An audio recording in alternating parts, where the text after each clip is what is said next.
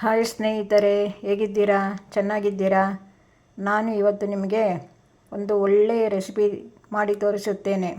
ಇದು ಮಕ್ಕಳಿಗೂ ಸಹ ಇಷ್ಟ, ದೊಡ್ಡವರಿಗೂ ಸಹ ಇಷ್ಟ, ಆರೋಗ್ಯಕ್ಕೂ ಸಹ ಒಳ್ಳೆಯದು. ಎಳ್ಳುಂಡೆ ಮಾಡಿ ತೋರಿಸುತ್ತಿದ್ದೇನೆ.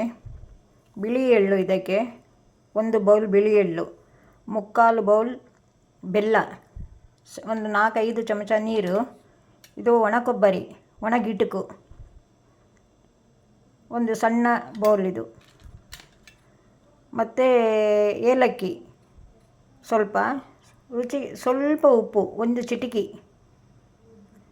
ಈಗ ಎಳ್ಳನ್ನು ಚೆನ್ನಾಗಿ ಹುರಿದುಕೊಳ್ಳುವ.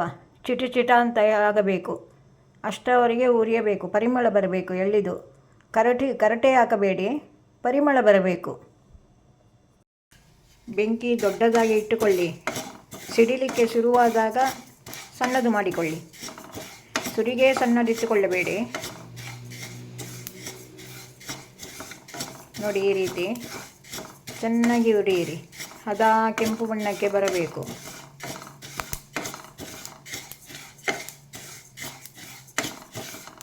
ನೋಡಿ, ಈ ಥರ ಚೆನ್ನಾಗಿ ಹುರಿಯಿರಿ.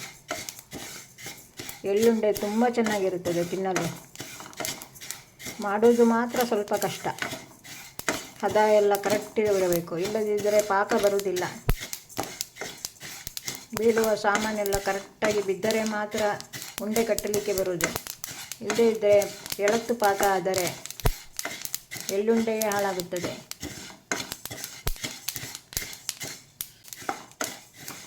ನೋಡಿ, ಕೆಂಪಾಗುತ್ತಾ ಇದೆ. ಈಗ ಚಿಟ ಶಬ್ದ ಕೇಳುತ್ತಾ ಇದೆ ನೋಡಿ. ಈ ರೀತಿ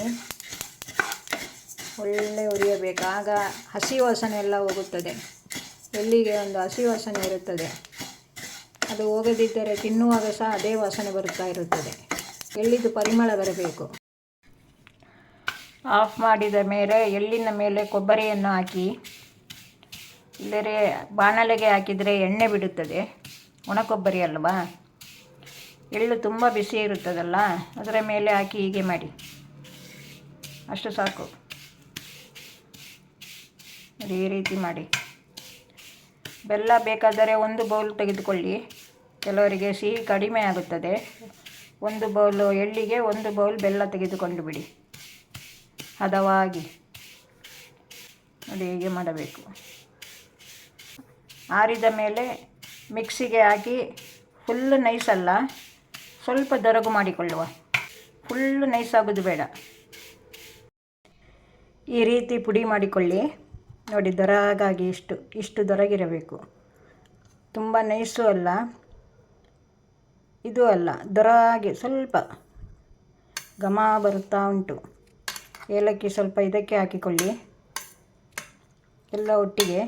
ಉಪ್ಪೊಂದು ಮತ್ತೆ ಹಾಕುವ. ನೋಡಿ, ಹೀಗೆ ಮಾಡಿಕೊಳ್ಳಿ. ಇಷ್ಟು ಒಳ್ಳೆ ಬರುತ್ತದೆ ಎಳ್ಳುಂಡೆ. ಕೆಲವರು ಇಡೀ ಎಳ್ಳೆ ಹಾಕಿಬಿಡುತ್ತಾರೆ, ಅದು ಕಚ್ಚಿಕೊಂಡು ಕೂತ್ಕೊಳ್ಬೇಕಲ್ಲ. ಈ ಥರ ಮಾಡಿಕೊಳ್ಳಿ, ಒಳ್ಳೆಯದಿರುತ್ತದೆ. ನೋಡಿ, ಒಳ್ಳೆ ಬರುತ್ತದೆ ಹೀಗೆ ಮಾಡಿಕೊಂಡು. ಬೆಲ್ಲ ಪಾಕಕ್ಕಿಟ್ಟಿದೆ. ಈಗ 5 ಚಮಚ ನೀರು, 1 ಬೌಲ್ ಬೆಲ್ಲವೇ ಕರೆಕ್ಟ್ ಪಾಕ ಬರಬೇಕು. ಇದರಲ್ಲೇ ಇರೋದು. ಬೆಲ್ಲ ಪಾಕ ಹಾಳಾದರೆ ಉಂಡೆ ಕಟ್ಟಲಿಕ್ಕೆ ಬರುವುದಿಲ್ಲ, ನೆನಪಿರಲಿ. ಪಾಕ ಎಳೆಗೆ ಬರಬೇಕು. ನೀರಿಗೆ ಹಾಕಿದಾಗ ಸ್ವಲ್ಪ ಗಟ್ಟಿಯಾಗಬೇಕು. ತೋರಿಸುತ್ತೇನೆ.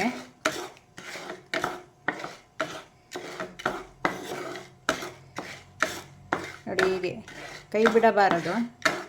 ತುಂಬ ಬೆಂಕಿ ದೊಡ್ಡದು ಮಾಡಿಕೊಳ್ಳಬೇಡಿ, ಬೆಲ್ಲ ಬೇಗ ಇದಾಗಿ ಬಿಡುತ್ತದೆ. ಪುಡಿ ಮಾಡಿಕೊಳ್ಳಿ. ಈ ಥರ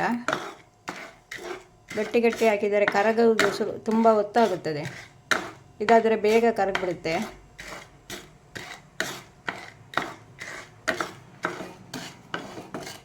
ತುಂಬ ಚೆನ್ನಾಗಿರುತ್ತೆ ಎಳ್ಳುಂಡೆ ತಿನ್ನೋಕ್ಕೆ.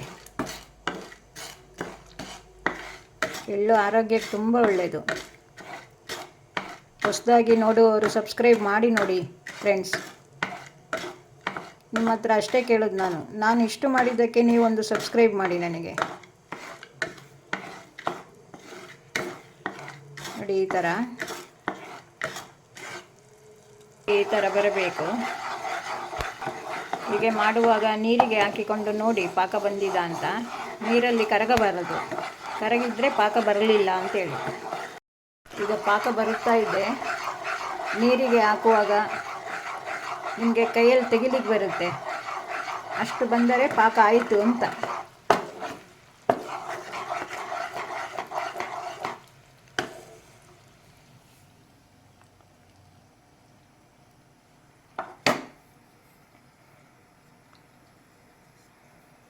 ನೋಡಿ ಈ ರೀತಿ ನೋಡಿ, ಹೀಗೆ ಬರಬೇಕು.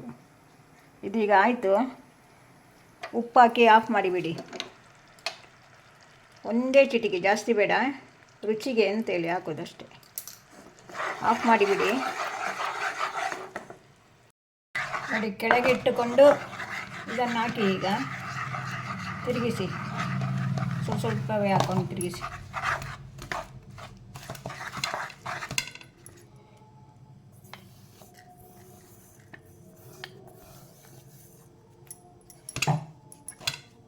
ಹೀಗೆ ತಿರುಗಿಸ್ಬೇಕು. ಬಿಸಿಯಲ್ಲೇ ಉಂಡೆ ಕಟ್ಟಬೇಕು. ಸ್ವಲ್ಪ ಬಿಸಿ ಕಮ್ಮಿ ಆದ ಮೇಲೆ ಸ್ವಲ್ಪ ತುಪ್ಪ ಕೈಗೆ ಸವರಿಕೊಂಡು ಸರಿ ತಿರುಗಿಸಿ. ಪಕ್ಕ ಮಾಡಬೇಕು, ನಿಧಾನ ಮಾಡಬಾರದು. ಸ್ವಲ್ಪ ಆರಿದ ಮೇಲೆ ಕಟ್ಟಿ, ಇಲ್ಲ ಕೈಯೆಲ್ಲ ಸುಟ್ಟೋಗುತ್ತದೆ. ಮತ್ತು ಸ್ವಲ್ಪ ಆರುತ್ತದೆ ನೋಡಿ, ಅಡಿಬಿಟ್ಟಿತ್ತು ನೋಡಿ, ಕರೆಕ್ಟ್ ಪಾಕ ಬಂತು. ಎಷ್ಟು ಚೆನ್ನಾಗಿ ಬಂತು ನೋಡಿ. ಈಗ ಉಂಡೆ ಕಟ್ಟಿದರೆ ಸರಿ. ಇನ್ನು ಸ್ವಲ್ಪ ಆರಲ್ಲಿ ಕೈಗೆ ತುಪ್ಪ ಹಚ್ಚಿಕೊಂಡು ಪಕ್ಕ ಉಂಡೆ ಕಟ್ಟಿ. ಗಟ್ಟಿಯಾದರೆ ಮತ್ತೆ ಕಟ್ಟಲಿಕ್ಕೆ ಬರುವುದಿಲ್ಲ. ಪಾಕ ಸಹ ಹಾಗೆ ತುಂಬ ಗಟ್ಟಿ ಮಾಡಿಕೊಳ್ಳಬೇಡಿ. ನೀರಿಗೆ ಹಾಕಿ ಸ್ವಲ್ಪ ಪಾಕ ಬಂತು ಅಂತ ಕೂಡಲೇ ಆಫ್ ಮಾಡಿಬಿಡಿ.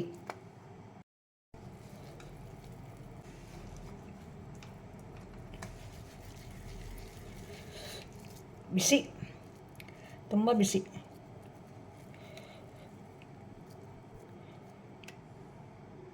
16 ಉಂಡೆ ಆಗಿದೆ. ಬಿಸಿಯೇ ಕಟ್ಟಬೇಕು ಉಂಡೆ, ಇಲ್ಲದಿದ್ದರೆ ಕಲ್ಲಿನ ಥರ ಗಟ್ಟಿಯಾಗಿ ಬಿಡುತ್ತದೆ. ಪಾಕ ಸರಿಯಾಗಿ ಮಾಡಿಕೊಳ್ಳಿ. ನೀರಿಗೆ ಹಾಕುವಾಗ ತುಂಬ ಗಟ್ಟಿ ಪಾಕ ಮಾಡಿಕೊಳ್ಳಬೇಡಿ. 1 ಬೌಲಿಗೆ 1 ಬೌಲ್ ಬೆಲ್ಲ ಹಾಕಿಬಿಡಿ, ಆಗ ಕರೆಕ್ಟ್ ಆಗ್ತದೆ. 5-6 ಚಮಚ ನೀರಾದರೂ ತೊಂದರೆ ಇಲ್ಲ, ಆದರೆ ಪಾಕ ಸರಿ ಇರಬೇಕು. ನೋಡಿ ಎಷ್ಟು ಒಳ್ಳೆ ಬಂದಿದೆ.